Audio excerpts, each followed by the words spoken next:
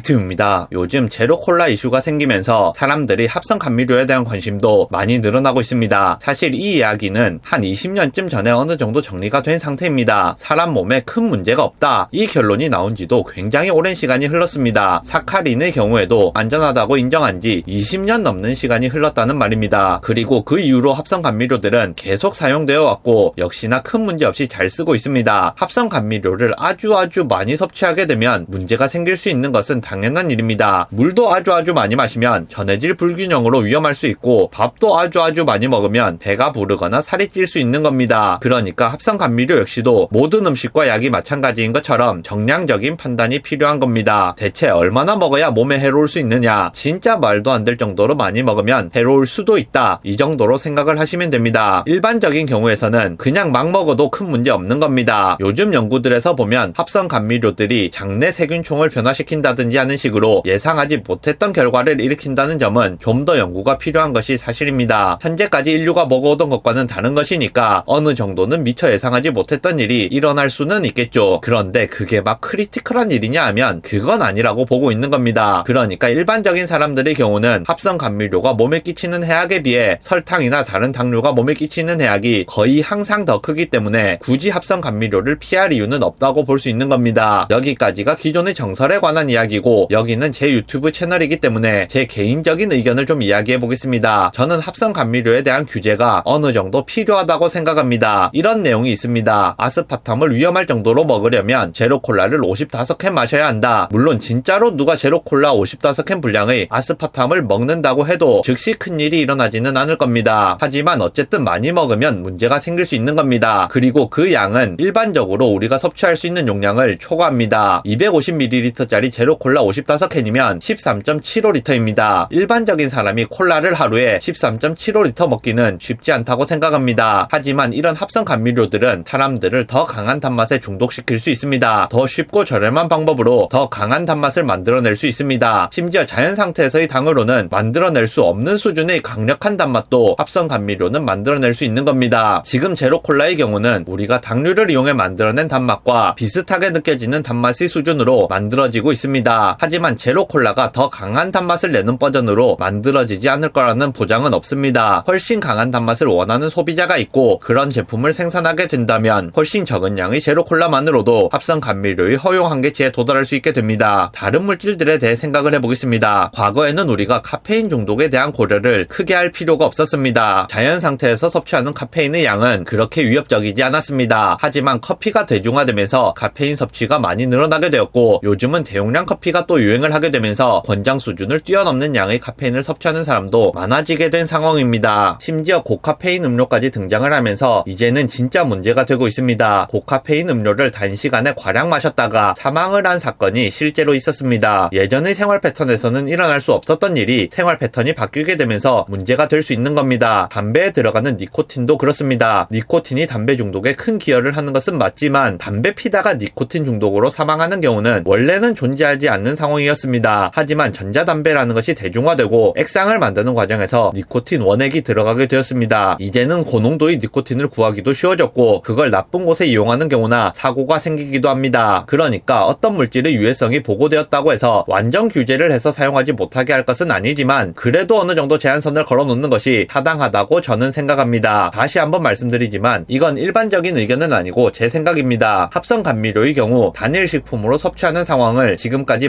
말씀드렸습니다만 사실 합성 감미료가 여러 곳에 많이 사용된다면 허용 한계치에 더 쉽게 도달할 수 있습니다. 예를 들어 다이어트 콜라를 좋아하는 사람이 합성 감미료가 들어간 술을 마시고 합성 감미료가 들어간 깍두기를 먹고 합성 감미료가 들어간 소스를 찍어 먹고 합성 감미료가 들어간 반찬을 먹고 합성 감미료가 들어간 과자를 먹고 합성 감미료가 들어간 군것질을 하고 합성 감미료가 들어간 사탕을 먹고 이런 식이 되어버리면 허용량을 초과하는 상황이 생길 수 있습니다. 몸무게가 가벼운 사람이라면 더 그럴 수 있겠죠. 다이어트 콜라 55캔을 어떻게 마시냐면서 절대 불가능하다고 웃고 넘어가기에는 그렇게 불가능한 미션은 아닐 수도 있다는 겁니다. 다른 합성 감미료도 요즘은 임신 중 섭취에 대한 동물 실험에서 후속 연구가 필요한 결과들이 나오고 있습니다만 대체로는 안전한 편으로 알려져 있습니다. 태아에 대한 영향은 사카린에서 전통적으로 잘 알려져 있습니다. 아주 고농도가 아닌 사카린은 임산부나 태아에게 큰 영향이 없는 것으로 알려져 있는 것은 사실입니다. 그래도 생각을 해볼 부분이 있습니다. 사카린은 태반을 통과해서 태아에게 전달됩니다. 그리고 동물 실험 결과에 따르면 보면 태아에서의 사카린 배출 속도는 모체에 비해 훨씬 느린 것으로 알려져 있습니다. 그러니까 같은 양의 사카린에 노출되었을 때 태아에게는 더 큰 영향이 있을 수 있는 겁니다. 물론 통상적인 양을 섭취했을 때 인간에게 특별히 문제가 된다는 보고는 없기 때문에 크게 걱정하지 않아도 됩니다. 하지만 제 말씀은 이겁니다. 통상적이지 않은 양을 섭취했을 때에도 그때도 괜찮다고 할 수 있느냐? 그건 아닐 수 있다는 겁니다. 그리고 사카린을 배제하고 싶은 산모가 음식에서 쉽게 사카린을 배제할 수 있느냐? 이것도 굉장히 중요한 포인트입니다. 페닐케톤요증이라는 병이 있습니다. 이 병을 가진 사람은 아스파탐을 먹으면 위험할 수 있기 때문에 이 환자는 아스파탐을 먹어서는 안 됩니다. 과연 이 병에 걸린 사람이 아스파탐이 들어간 제품을 쉽게 배제할 수 있느냐? 무시할 수 있는 부분은 아니죠. 대체적으로 봤을 때 합성 감미료가 일반 감미료에 비해 몸에 덜 해로운 것은 사실이 맞습니다. 하지만 그걸 무한정 풀어놓는 경우에도 그런 상황이 유지될 수 있느냐고 하면 그럴 수도 있는데 아닐 수도 있다고 생각합니다. 그러니까 식품별로 허용 한계를 설정한다든지 종류에 따라 임산부 경고 문구를 넣는다든지 합성 감미료가 들어간 제품은 얼마나 들었는지 따로 표기를 해놓는다든지 특정 합성 감미료는 특정 식품에만 쓸 수 있게 한다거나 뭐 다양한 방법이 있을 겁니다. 저는 이런 게 필요하다고 생각하는 겁니다. 영상 요약하겠습니다. 일반적으로 합성 감미료는 지금 사용되고 있는 당류에 비해 몸에 덜 해로운 것으로 알려져 있습니다. 지금과 같은 방식으로 사용한다면 우리가 아무리 합성 감미료가 들어간 음식을 많이 먹어도 문제가 될 수준에 도달할 수 없습니다. 그만큼 안전하다는 겁니다. 하지만 따로 규제가 없다면 합성 감미료의 사용은 지금보다 늘어날 수밖에 없고 그렇게 되면 그때는 상황이 달라질 수도 있다고 생각합니다.